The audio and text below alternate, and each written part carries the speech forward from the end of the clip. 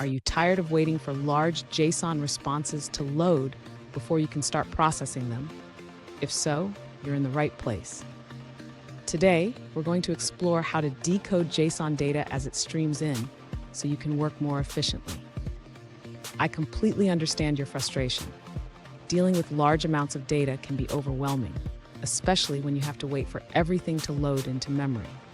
You're definitely not alone in this struggle.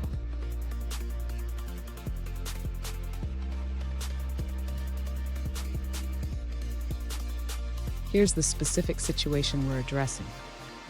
One user asked how to handle a streaming JSON response from an API that could send several megabytes of data.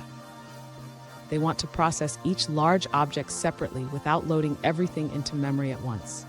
Sound familiar? Let's dive into this challenge together. So what's the issue here? When you receive a large JSON response, loading it all into memory can lead to performance issues or even crashes.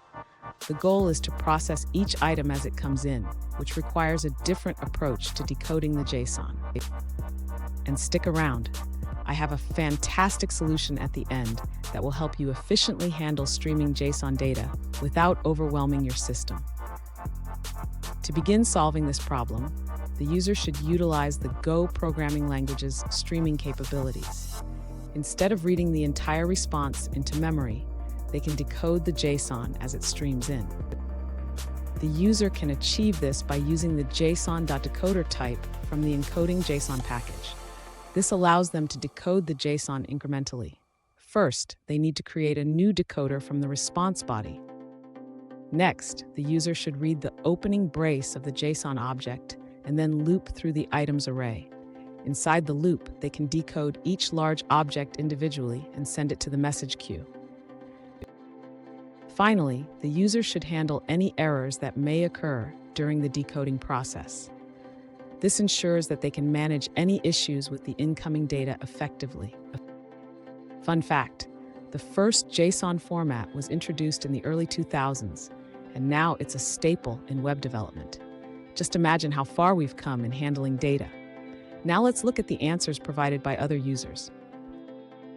An alternative approach suggests using the Mail.ru Easy JSON library to read key value pairs directly from the streaming JSON. This method allows you to tokenize the data as it arrives, avoiding the need to load the entire response into memory. Here's the pro tip. Always consider streaming data when dealing with large responses. It can save you from memory issues and improve your application's performance significantly. And there you have it. You can now efficiently decode JSON data as it streams in. Remember, handling large data doesn't have to be a headache. If you found this video helpful, please subscribe for more tips and tricks.